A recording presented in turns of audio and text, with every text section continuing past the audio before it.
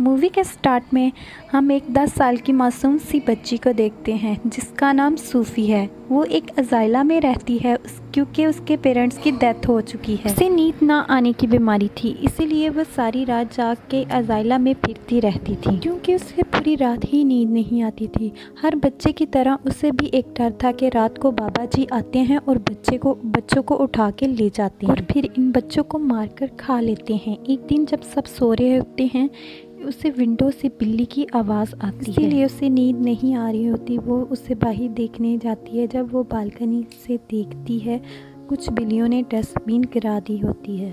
Sudden वो देखती है बिल्डिंग के पीछे से एक जॉइंट का हाथ डस्टबिन को अपनी जगह पे रख देता है। उसके बाद बिल्डिंग के पीछे से एक काफ़ी बड़ा जॉइंट आता है। सोफ़ी उसे देख चुकी होती है और जॉइंट भी उसे देख चुका होता है। सूफ़ी देख के डर जाती है, अपने बिस्तरे में छुप जाती है। वो विंडो से हाथ डाल के उसे उठा ले, उसे अपने साथ ले जाता है और हम देखते हैं कि वो इंसानों के सामने नहीं आता। वो अपने आप को किसी न किसी तरीके से छुपा लेता है और वो सबकी नज़रों से बचते हुए वहाँ से निकल जाता है और सूफ़ी को अपने साथ दूसरी दुनिया में ले जाता है और ये है जॉइंट की दुनिया। और यानी यहाँ पर सिर्फ जॉइंट्स ही रहते हैं। सूफ़ी देखती है एक बहुत बड़ा घर जहाँ हर चीज़ जॉइंट की तरह बहुत बड़ी है। सूफ़ी यहाँ से भागने की काफ़ी कोशिश करती है, जिस पर जॉइंट कहता है कि तुम यहाँ से भाग नहीं सकती, यहाँ से भागने का कोई रास्ता नहीं। सूफ़ी नोटिस करती है कि ये एक बूढ़ा जॉइंट है। सूफ़ी को उस पेन में रख देता है और वो कहता है मुझे बहुत ज़ोर की भूख लग रही है। सूफ़ी समझती है कि वो मुझे खा लेगा और वो और भी जॉइंट्स के हंसने की आवाज़ों को नोटिस करती है और वो उससे पूछती है कि यहाँ पर और भी जॉइंट्स है, जिस पर जॉइंट्स कहता है हाँ यहाँ पर बहुत जॉइंट्स और सारे जॉइंट्स कैनिबल हैं, यानी कि वो इंसानों को कच्चा ही खा जाते हैं और उन्हें इंसानों पर तरस भी नहीं आता। ये सुनकर सूफ़ी और भी ज़्यादा डर जाती है, तो इसीलिए वो बूढ़े जॉइंट से पूछती है क्या आप मुझे भी खा लेंगे, जिस पर वो बूढ़ा कहता है नहीं, मैं इंसानों को नहीं खाता क्योंकि मैं एक वेजिटेरियन हूँ, ना कि कैनिबल। बूढ़ा जॉइंट वेजिटेबल ही खाता है जो कि टेस्ट में बिल्कुल भी अच्छी नहीं, लेकिन इसके बावजूद भी वो इंसानों को नहीं खाना चाहता। इससे ये बात ज़ाहिर होती है कि वो एक अच्छा और रहमदिल जॉइंट है। वो उस बूढ़े जॉइंट से पूछती है अगर आप इंसानों को नहीं खाते तो मुझे यहाँ क्यों लेकर आए, जिस पर बूढ़ा जॉइंट कहता है तुमने मुझे देख लिया और मैंने तुम्हें देख लिया था, इस वजह से मुझे तुम्हें यहाँ लाना पड़ा। तुम मेरे बारे में इंसानों को बता देती और वो यहाँ पर आ जाते, यही वजह है कि तुम्हें मुझे यहाँ लाना पड़ा। अब तुम अपनी सारी ज़िंदगी यहीं गुजारोगी, जिस पर सूफ़ी कहती है नहीं, मैं तो यहाँ से भाग जाऊँगी, जिस पर जॉइंट कहता है ड्रीम आएंगे भी कैसे, इसमें ड्रीम्स हैं। जो सूफ़ी कहती है ये तो मेरे किसी काम के नहीं क्योंकि मुझे तो नींद आती ही नहीं।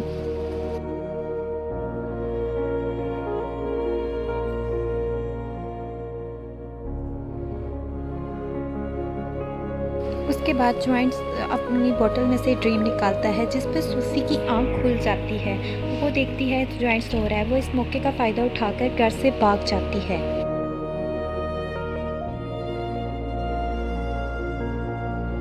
और वो घर से भागने में कामयाब हो जाती है। एक बहुत बड़ा जॉइंट का हाथ आता है। जब वो देखती है ये तो वाकई बहुत बड़ा जॉइंट है, वो उससे कहती है मुझे छोड़ दो, लेकिन वो जॉइंट उससे पर तरस नहीं खाता और उससे निकल जाता है, जिस पर सूफ़ी की आंख खुल जाती है। जब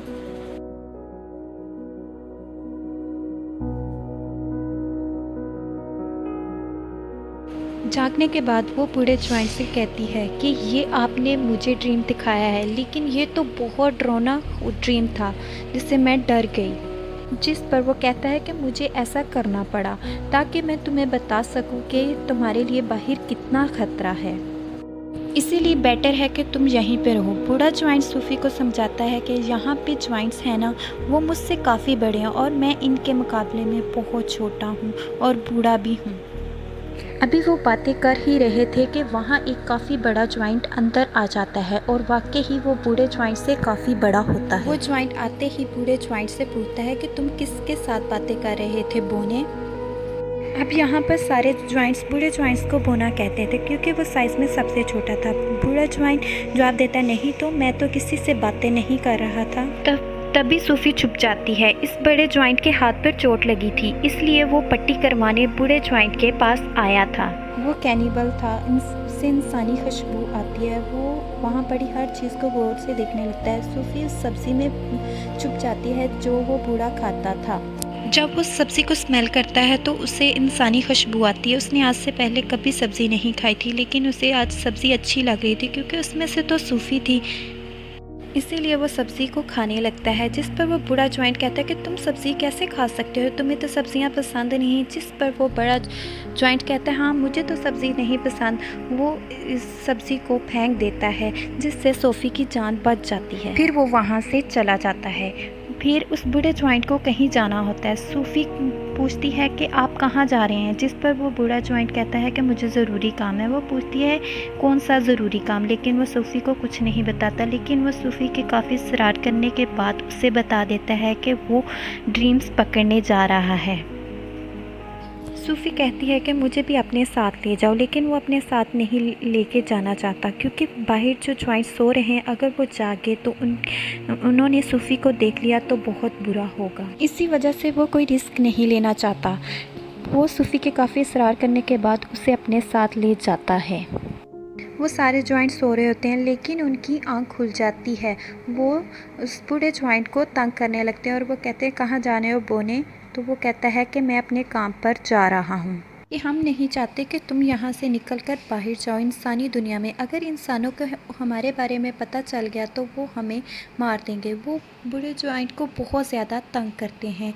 मौके का फ़ायदा उठाकर सूफी एक गाड़ी में बैठ जाती है। तभी बूढ़ा जॉइंट आसमान की तरफ इशारा करता है, कहता है वो देखो सब आसमान पर देखते हैं, बादल बने हुए और बारिश होने लगती है। सब पानी से डरते हैं क्योंकि उन्हें वाटर फोबिया था।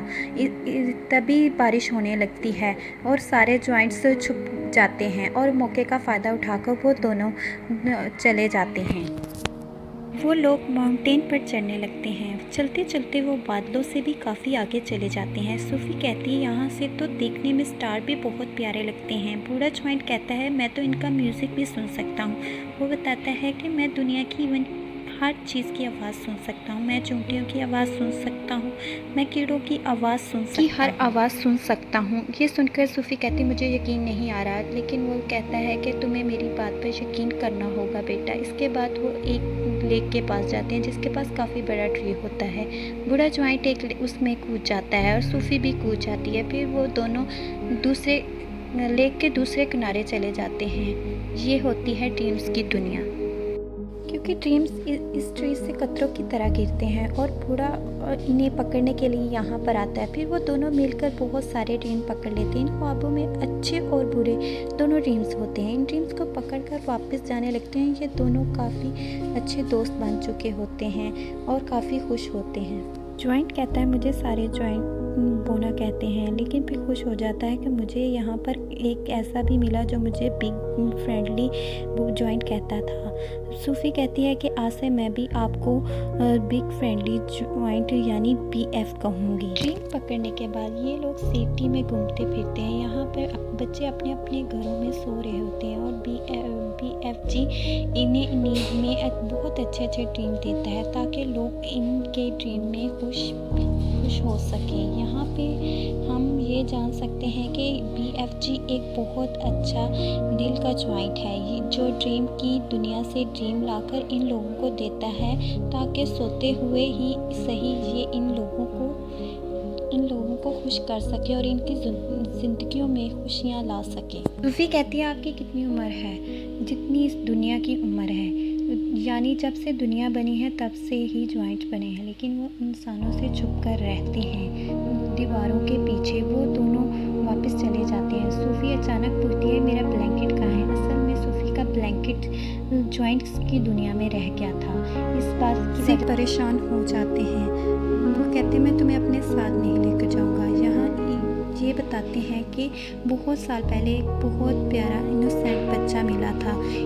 तुम्हारी तरह इसने भी मुझे देख लिया था। इस वजह से मैंने इस बच्चे को जॉइंट की दुनिया में ले गया और इस बच्चे ने मुझे पढ़ना सिखाया। और ये जैकेट जो तुमने पहन रखी है ये मेरे उस मासूम से छोटे से फ्रेंड की है, लेकिन इसलिए इससे पहले कि मैं उस बच्चे को उसकी दुनिया में वापस लेकर जाता, तब तक काफ़ी देर हो चुकी थी। मैं बिल्कुल नहीं चाहता कि जो इस मेरे दोस्त के साथ हुआ है वो तुम्हारे साथ हो। तुम भी तो मेरी फ्रेंड हो। ज्वाइंट सूफी को छोड़कर जाइला में जाने लगते हैं। सूफी जिद करती है लेकिन वो इस बार उसकी बात नहीं मानती। सूफी बालकनी से कूद जाती है क्योंकि उसे पता होता है कि ज्वाइंट उसे बचा लेगा, और होता भी ऐसा ही है, वो उसे बचा लेता है। ना चाहते हुए भी उससे सूफी की बात माननी पड़ती है और वो उसे अपने साथ ज्वाइंट की दुनिया में ले जाता है। बाकी ज्वाइंट्स पहले से ही उनका वेट कर रहे होते हैं कि वो पूरे ज्वाइंट के पास कोई ना कोई इंसान है, इसीलिए वो सारे ज्वाइंट जानना चाहते हैं कि वो इंसान कौन है, कहाँ पे है। इसीलिए वो ब्लैंकेट की मदद से BFG के घर को चेक करते हैं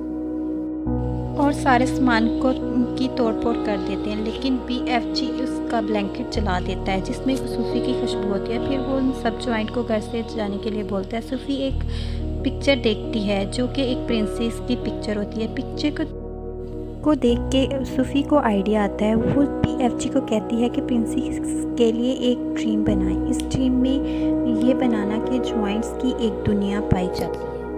इसी दुनिया में सारे ज्वाइंट्स इतने ख़तरनाक हैं कि वो बच्चों को मार कर खा लेते हैं, और इसी ड्रीम में आप हम दोनों को भी शामिल कर लेना ताकि हम प्रिंसेस के सामने जाएं, वो हमें पहचान ले। ये सुनकर BFG ऐसा ही करता है। ज्वाइंट की दुनिया में रहने वाले सारे ज्वाइंट्स का एक ड्रीम बनाता है। इस ड्रीम में खुद को और सूफी को प्रिंसेस के घर जाके प्रिंसेस की नींद में ड्रीम डाल देते हैं और प्रिंसेस वो सब कुछ देख लेती है, वो जो दिखाना चाहते होते हैं। प्रिंसेस बहुत डरी होती है क्योंकि एक डरावना ख्वाब था जिसमें ज्वाइंट बच्चों को खा रहे थे। प्रिंसेस इस ड्रीम के बारे में अपनी केयरटेकर को भी बताती है, जिस पर वो केयरटेकर कहती है आप फिक्र ना करिए, सिर्फ आपका एक ड्रीम था। लेकिन वो जब न्यूज़पेपर पढ़ती है तो वो कहती है ये एक अजीब बात हो गई। कल रात बहुत से बच्चे अपने घरों से मिसिंग हो गए।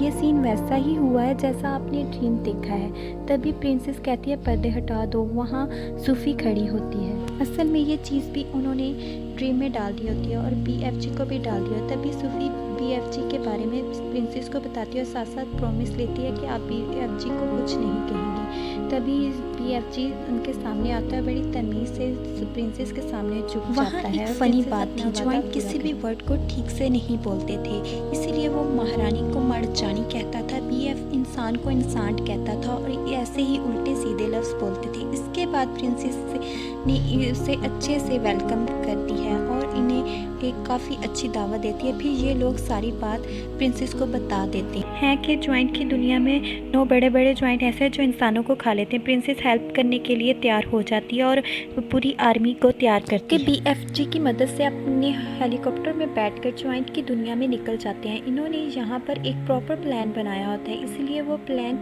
के मुताबिक एक जगह पर रुक जाते हैं क्योंकि ये पूरी तैयारी के साथ इन पर अटैक करने के लिए आए थे। प्लान ये था कि BFG एक ड्रीम बनाएंगे और इस ड्रीम में BFG इन ज्वाइंट के लिए शर्मिंदगी और पछतावा डालेंगे इनके बुरे कामों के लिए जो इन्होंने किए। और BFG ऐसा ड्रीम बना भी लेते हैं, लेकिन जैसे ही BFG इस ड्रीम को डालने के लिए जाता तभी याद आता है कि ड्रीम में डालने वाली चीज़ प्रिंसेस के महल छोड़ आया हूँ। इसके बगैर ऐसा करना मुश्किल ही था। सूफी हिम्मत करके इस ड्रीम वाले जार को उस जगह पर ले जाती है जहाँ ज्वाइंट सो रहे थे, और इससे पहले सूफी इस जार को तोड़ पाती तो ज्वाइंट का लीडर उठ जाता है और वो जैसे ही सूफी को पकड़ने वाला होता है सूफी इस जार को तोड़ देती है और ये ड्रीम इन ज्वाइंट की नींद में चला जाता है। और जब वो ज्वाइंट जागते हैं तो इन्हें अपने बुरे कामों पर शर्मिंदगी होती है, लेकिन जो ज्वाइंट का लीडर होता है वो जाग रहा होता है, इसलिए इसे कोई फ़र्क नहीं पड़ता। वो सूफी पे अटैक कर देता है, लेकिन तभी BFG ज्वाइंट के सामने आ जाता है। अब क्योंकि ये BFG छोटे से होते हैं इसीलिए ज्वाइंट से अपने हाथ में उठा लेता है, लेकिन जैसे ही ज्वाइंट BFG को मारने लगता है प्रिंसेस की पूरी आर्मी वाले हेलीकॉप्टर के साथ वहाँ पर आ जाते हैं। वो लोग सारे ज्वाइंट्स को पकड़कर अपने साथ ले जाते हैं और इन्हें इस समंदर के बीच में एक आइलैंड पर छोड़ देते हैं क्योंकि वहाँ चारों तरफ पानी होता है और वो सब पानी से डरते होते हैं, इसलिए वो कहीं पर नहीं जा सकते। प्रिंस इन ज्वाइंट के लिए वहाँ पर सब्ज़ी के बीज भी फेंक देती है। ये ज्वाइंट इन बीजों की मदद से वहाँ पर सब्ज़ी उगाएं और सारी ज़िंदगी वो सब्ज़ी खाएं, क्योंकि अब ज्वाइंट को ये सब्ज़ी पसंद नहीं थी, लेकिन ना चाहते हुए भी उन्हें ये सब्ज़ी खानी और सारी ज़िंदगी आइलैंड पर सब्ज़ी ही खानी। इसके बाद हम सोफ़ी को देखते हैं जो अज़ाइला में नहीं रहती बल्कि प्रिंसेस के महल में रहती है और यहाँ पे सूफी बहुत खुश होती है और जब चाहे BFG से बात कर सकती है। और दूसरी तरफ BFG ज्वाइन की दुनिया में अकेले रह गए। उन्होंने उस सब्ज़ी के अलावा और भी बहुत सारी सब्ज़ियां उगाई हैं। वो भी अपनी दुनिया में बहुत खुश हैं। सूफ़ी हर सुबह BFG को गुड मॉर्निंग कहती है और वो उसका जवाब देते हैं। इस तरह ये मूवी का एंड हो जाता है।